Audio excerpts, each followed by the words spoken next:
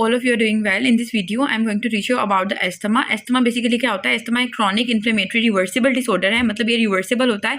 अगर हम COPD की बात करें जिसमें bronchitis और emphysema आते हैं, वो irreversible disorders होते हैं. लेकिन asthma is reversible अगर हम जो है बीटा agonist लेते हैं that are short acting और long acting, तो irreversible हो जाता है. With airway hyperactivity, airway hyperactive हो जाती है, यानी कि normal जो हमारे पास pollutants होते हैं, normal pollens या molds जो कि नॉर्मल इंडिविजुअल्स में हाइपर सेंसिटिविटी कोज नहीं करते, इसमें हाइपर सेंसिटिविटी कोज करते हैं. ठीक है, और इसमें वेरिएबल एयरफ्लो ऑब्स्ट्रक्शन हो रही होती है. ठीक है, अब एयरवे हाइपर एक्टिविटी क्या होती है कि हमारे पास एयरवेज नैरो हो जाते हैं in response to triggers that has little to no affect in normal individuals. Asthma में दो चीज़ें हो रही होती है, इन्फ्लेमेशन हो रही होती है और नर्विंग हो रही होती है ऑफ द एयरवेज. फीचर्स पे आए तो एस्थमा का जो पेशेंट है वो प्रेजेंट करेगा वीजिंग के साथ, ब्रेथलेसनेस के साथ, कफ के साथ प्रेजेंट करता है, चेस्ट टाइटनेस के साथ प्रेजेंट करता है. ठीक है, इन सब सिम्टम्स के साथ जो है ना वो हमारे पास प्रेजेंट करता है. वीजिंग आएगी अगर हम उसे एस्कल्टेट करके देखेंगे, ब्रेथलेसनेस होगी, कफ होगा, बहुत ज़्यादा उसको सांस चढ़ रहा होगा, कफ के साथ प्रेजेंट करेगा, वो चेस्ट टाइटनेस के साथ प्रेजेंट करेगा. और डायनल पैटर्न होगा एपिसोड का. डायनल पैटर्न का मतलब ये है कि सिम्टम्स जो है ना वो अर्ली मॉर्निंग में वर्स हो जाते हैं और रात को जो है तो थोड़ा सा बेहतर हो जाते हैं सिम्टम्स. ठीक है, और वीजिंग जो आएगी वो इंस्पायरेशन और एक्सपायरेशन के दरमियान आएगी, एग्जामिनेशन में हमें मिलेगी. ठीक है ना, इसके अलावा अगर सिस्टम्स एक्सेसरबेट हो जाए तो उसमें हमारे पास क्या होता है, एक्सेसरबेशन ऑफ सिम्टम्स का मतलब ये है कि एस्थमा जो है वो वर्स्ट हो गया. उसमें क्या होता है कि पेशेंट जो होता है टेकिपनिक होता है. टेकिपनिया का मतलब तेज तेज से सांस ले रहा होगा, टेकिकार्डिया होगा पेशेंट को, और एसेसरी मसल्स जो है वो यूज कर रहा होगा, फटीग होगी उसे, और पल्सिस पैराडॉक्सिकस होता है. पल्सिस पैराडॉक्सिकस ये होता है कि इंस्पायरेशन के दौरान जो है ब्लड प्रेशर ड्रॉप कर जाता है. क्यों ड्रॉप करता है मैं आपको उसकी रीजन बताती हूँ. इसके अलावा एक्सेसरबेशंस में टेकिपनिया, टेकिकार्डिया, एसेसरी मसल का यूज कर रहा है, मतलब एक पेशेंट आया है बड़ा, उसका सांस चढ़ा हुआ है, टेकिकार्डिया उसे बहुत ज्यादा, उसके अलावा उसकी इंस्पायरेटरी जो है ब्लड प्रेशर लो हुआ है काफ़ी. ठीक है ना, हार्ट रेट, अब हार्ट रेट जो है वो कितना 110 बीट्स पर मिनट से ज़्यादा हो जाता है, और रेस्पिरेटरी रेट जो है इसमें एक्सेसरबेशंस में मतलब वर्सनिंग ऑफ एस्थमा में 25 पर ब्रेथ्स पर मिनट से ज़्यादा हो जाता है, जो रेस्पिरेटरी रेट होता है. इसके अलावा पेशेंट को फटीग होती है, एक्सट्रीम स्वेटिंग हो रही होती है, और पल्सिस पैराडॉक्सिकस होता है. पल्सिस पैराडॉक्सिकस मैं बता चुकी हूँ, ब्लड प्रेशर जो है इंस्पायरेशन के दौरान लो हुआ होता है. अब पल्सिस पैराडॉक्सिकस क्यों होता है ये मैं आपको बताती हूँ.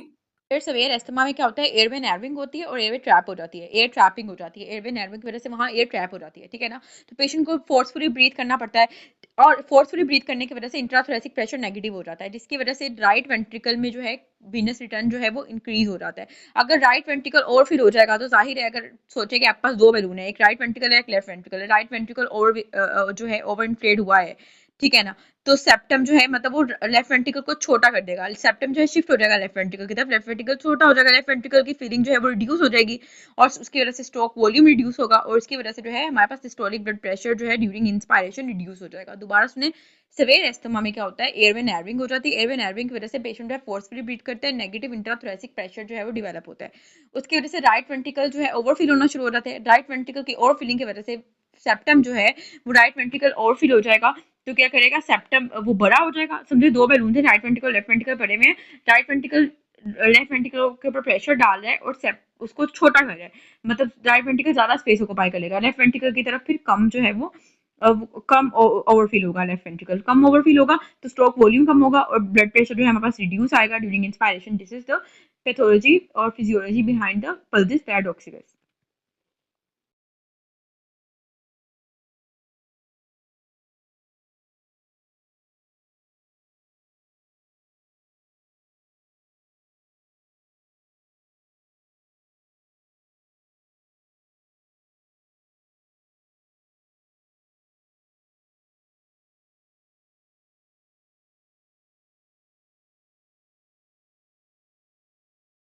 लेते हैं कि किन की वजह से एस्थमा हो जाता है. रिस्पिरेटरी इरिटेंट्स होते हैं जैसे स्मोक और परफ्यूम है, एलर्जेंस हैं जैसे डस्ट है, माइट्स है, पोलन्स है, इन्फेक्शंस है, रेस्पिरेटरी इन्फेक्शन, साइनोसाइटिस में एस्थमा हो जाता है. ड्रग्स में हम एस्पायरिन, एनसेड्स, बीटा ब्लॉकर, हम सेम्ट्रास्ट्राइड पढ़ेंगे, उसमें पढ़ेंगे इमोशनल स्ट्रेस और एक्सरसाइज के बाद पेशेंट्स के जो सिम्टम्स हैं वो ज़्यादा वर्सन हो जाते हैं. ठीक है, इसके अलावा कोल्ड टेम्परेचर, एयर पोल्यूटेंट्स जो है सिम्टम्स को वर्सन कर लेते हैं. अब नॉन एटोपिक एस्थमा होता है जो वायरल इन्फेक्शन की वजह से होता है. एटोपिक एस्थमा वो होता है जिसमें हमारे पास एलर्जिक जो है वो रिएक्शन होते हैं, एलर्जिक राइनाइटिस होता है. एटोपिक डर्मेटाइटिस होता है और एस्थमा, इसके ट्राइएड को हम कहते हैं एटोपी। अब एस्थमा प्लस सिंड्रोम में कौन कौन से सिंड्रोम्स आ जाते हैं? एटोपी जो है उसमें होता है एस्थमा, एलर्जिक राइनाइटिस और एटोपिक डर्मेटाइटिस की हिस्ट्री होगी पेशेंट की। चर्क स्टेरर सिंड्रोम में क्या होगा? एस्थमा होगा, इजिनोफिलिया होगा और ग्रैनुलोमेटस वेस्कुलाइटिस होगा। इसके अलावा सेम्टर सिंड्रोम होता है जिसको सेम्टर ट्राइएड बोलते हैं। इसमें एस्थमा होता है, एस्पायरिन सेंसिटिविटी और नेजल पॉलिप्स होते हैं, ठीक है ना। इसमें AAN से याद रख सकते हैं। चर्क स्टेरर सिंड्रोम आप लोगों ने पढ़ा होगा पहले भी कि एस्थमा, इजिनोफिलिया और वेस्कुलाइटिस हो रहा है। एलर्जिक ब्रोंकोपल्मोनरी एस्परगिलोसिस होता है जिसमें एस्थमा होता है, पल्मोनरी इन्फिल्ट्रेट्स आ जाते हैं और एलर्जिक रिएक्शंस हो जाते हैं, ठीक है ना। उसके बाद हमने पढ़ना है डायग्नोसिस। डायग्नोसिस कैसे करते हैं हम लोग ना? डायग्नोसिस करते हैं पल्मोनरी फंक्शन टेस्ट के जो है ऑब्स्ट्रक्टिव पैटर्न देखते हैं। यानी कि हमारे पास क्या आता है डायग्नोस्टिक क्राइटेरिया में कि फोर्स एक्सपायरेटरी वॉल्यूम जो है ना 1 सेकंड में। अब सबसे पहले एक ऑब्स्ट्रक्टिव लंग डिजीज और डिस्ट्रक्टिव लंग डिजीज के दरमियान एक फ़र्क ये होता है कि FEV अगर हमारे पास ऐसे हो कि मेरा बॉल पेन क्यों नहीं, FEV अगर 1 लंग डिजीज के डायग्नोसिस में एक बात हम करते हैं कि फोर्स्ड एक्सपायरेटरी वॉल्यूम इन 1 सेकंड अगर फोर्स वॉल्यूम कैपेसिटी जो है वो लेस देन 0.7 हो जाता है। मतलब कि जो एक्सपायरेटरी वॉल्यूम है हम पेशेंट करते हैं फोर्सफुली एक्सपायर करे ड्यूरिंग 1 सेकंड, जो उसका एक्सपायरेटरी वॉल्यूम है divided by force volume capacity के टोटल वो कितना एक्सपायर कर सकता है, वो लेस देन 0.7 अगर हमारे पास पल्मोनरी फंक्शन टेस्ट में आए तो हम कहते हैं कि इसको एस्थमा है पेशेंट को, ठीक है। डायग्नोस्टिक क्राइटेरिया क्या है इसका? इंक्रीज इन जो है force expiratory volume in 1 second of greater than 15% हो, ठीक है ना। मतलब विद यूज ऑफ ब्रोंकोडायलेटर। अगर मैंने पेशेंट को ब्रोंकोडायलेटर दिए हैं, मतलब यहाँ पे ये फोर्स एक्सपायरेटरी वॉल्यूम कम हो रहा था ना क्योंकि एयरवे नैरोइंग हुई है, तो पहले हम पेशेंट को कहते हैं कि फोर्सफुली एक्सपायर करो और वो 1 सेकंड में जो एक्सपायर करता है वॉल्यूम वो कम कर रहा होता है, ठीक है, क्योंकि एस्थमा में एयरवे नैरोइंग हुई होती है। लेकिन जब जैसे मैं इसे ब्रोंकोडायलेटर देती हूँ जिससे जो है डायलेट हो जाती है एयरवेज, तो उससे क्या होता है कि फोर्स एक्सपायरेटरी वॉल्यूम जो पहले कम हुआ था वो ज्यादा हो जाता है और ग्रेटर देन 15% हो जाता है, मतलब 200 ml उसमें इंक्रीज होता है, ठीक है। या तो ये हो जाए कि ब्रोंकोडायलेटर देने से हमारे पास फोर्स एक्सपायरेटरी वॉल्यूम जो पहले कम था वो इंक्रीज हो गया, या तो ये हो जाए या decrease in force expiratory volume जो है वो ग्रेटर देन 15% हो, मतलब कि ये और ज्यादा डिक्रीज हो रहा है 15% विद एक्सरसाइज। मैं पेशेंट कहती हूँ चलो एक्सरसाइज करके आओ, जब मैं उसके पल्मोनरी फंक्शन टेस्ट करती हूँ तो मुझे पता चलता है कि ये मजीद डिक्रीज हो गया, 15% डिक्रीज हो गया, तो मतलब पेशेंट को एस्थमा है, ठीक है। यानी कि हमने पता था कि एस्थमा के ट्रिगरिंग फैक्टर्स में एक एक्सरसाइज भी है कि अगर एक्सरसाइज करेगा पेशेंट तो ये ज्यादा वर्सन हो जाएगा एस्थमा उसका। तो अगर फोर्स एक्सपायरेटरी वॉल्यूम और कम हो जाता है एक्सरसाइज से और कितना ग्रेटर देन 15% कम हो जाता है तो आफ्टर 6 मिनट्स ऑफ एक्सरसाइज, तो हम ये भी एक डायग्नोस्टिक क्राइटेरिया रखते हैं।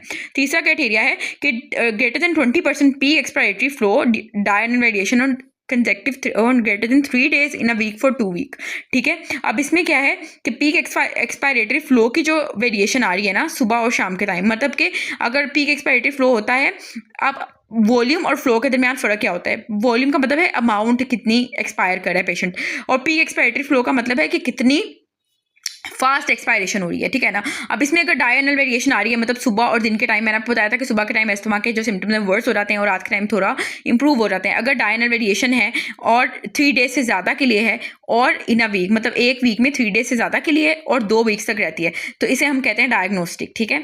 क्या मतलब कि ग्रेटर देन 20% जो है एक्सपायरेटरी फ्लो जो है उसमें वेरिएशन आती है between the morning and the evening, हमारे पास एक्सपायरेटरी फ्लो में वेरिएशन आ रही है ग्रेटर देन 20% आ रही है, मतलब कि रात को सिम्टम्स इंप्रूव करने हैं, ग्रेटर देन 20% जो है वर्स हो रहे हैं ड्यूरिंग द डे टाइम, और ये कितने एक वीक में 3 दिन तक इस तरह के सिम्टम्स आते हैं और ये 2 weeks तक के लिए आते हैं लगातार, तो हम इसे कहते हैं कि डायग्नोस्टिक। डायग्नोस्टिक में 3 चीज़ें हैं, एक तो ब्रोंकोडायलेटर देने से इंप्रूव होती है फोर्स एक्सपायरेटरी वॉल्यूम इन 1 सेकंड, अगर ब्रोंकोडायलेटर देने से इंक्रीज होती है, और कितनी इंक्रीज होती है? 15% इंक्रीज होती है, ठीक है। और या डिक्रीज होती है फोर्स एक्सपायरेटरी वॉल्यूम इन 1 सेकंड एक्सरसाइज के स्टर्नेस एक्सरसाइज के बाद, ठीक है, डिक्रीज हो जाता है क्योंकि इसमें से एक ट्रिगरिंग फैक्टर है इस्तेमाल का ये, ठीक है। या फिर हमारे पास ग्रेटर देन 20% जो है पीक एक्सपायरेटरी फ्लो रेट जो है डायनल वेरिएशन होती है उसकी, यानी कि एक्सपायरेटरी फ्लो रेट दिन के और रात के दरमियान वेरी करता है, ग्रेटर देन 20% वेरी करता है, और जो है 3 days के लिए करता है in a week, greater than 3 days in a week करता है, और फॉर 2 weeks के लिए वेरी करता है। इसके अलावा हम ये डायग्नोस्टिक क्राइटेरिया हो गया।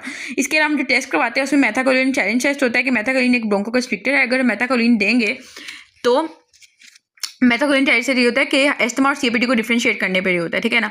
एस्थमा अगर देंगे तो सिम्टम्स वर्स हो जाते हैं पेशेंट के, ठीक है, तो इसमें क्या होता है? डिक्रीज हो जाता है, मतलब अगर एस्थमा और सीओपीडी को डिफरेंशिएट करना हो तो मेथाकोलिन देते हैं, अगर मेथाकोलिन देते हैं तो एस्थमा के सिम्टम्स वर्स हो जाते हैं क्योंकि जो मेथाकोलिन है वो ब्रोंकोकंस्ट्रिक्टर है। तो अगर एस्थमा में देते हैं तो मेथाकोलिन टेस्ट पॉजिटिव आता है, मतलब कि हमारे पास फोर्स एक्सपायरेटरी वॉल्यूम जो है 1 सेकंड में वो ग्रेटर देन 20% आ जाता है, ठीक है, मतलब डिक्रीज जो होता है उसमें ग्रेटर देन 20% आता है। मतलब कि अब एक पेशेंट था एस्थमा का मेरे पास आया, उसका force expiratory volume less, suppose के मैंने था लेट सपोज के था 200 था, ठीक है। अब मैंने जो है इसको क्या दे दिया, ब्रोंको कंस्ट्रिक्टर दे दिया, जो कि था हमारे पास मैथाकोलिन देने के बाद इसमें 20% टेस्ट में हम क्या कर रहे होते हैं, लेट्स सपोज मेरे पास एक पेशेंट आता है एस्थमा का और उसका जो था फोर्स एक्सपायरेटरी वॉल्यूम 1 सेकंड में वो लेट्स सपोज के 200 था, ठीक है, 200 था, ठीक है। और मैंने उसको दिया मैथाकोलिन एक ब्रोंको कंस्ट्रिक्टर है। अगर ये ब्रोंक्यूल्स आगे एस्थमा में कंस्ट्रिक्ट हुए होते हैं, अगर मैथाकोलिन मजीद कंस्ट्रिक्ट करवा देगा, ठीक है, तो 20% अगर 200 था पहले वॉल्यूम और उसके बाद जो एक्सपायरेशन में वॉल्यूम मतलब एयर फ्लोज जो एक्सपायरेशन में बाहर फेंक रही है वो पहले 200 था और अगर मैंने उसको मैथाकोलिन दिया तो 160 हो गया, मतलब 20% वॉल्यूम जो है वो रिड्यूस हो गया। ग्रेटर देन 20% अगर रिडक्शन आ जाए वॉल्यूम में तो हम कहते हैं कि मैथाकोलिन टेस्ट जो है पॉजिटिव आ गया, ठीक है। और सीओपीटी में जो है टेस्ट नेगेटिव होता है, यानी कि फोर्स एक्सपायरेटरी वॉल्यूम डिक्रीज कोई नहीं हो रहा होता आफ्टर मैथाकोलिन, ठीक है।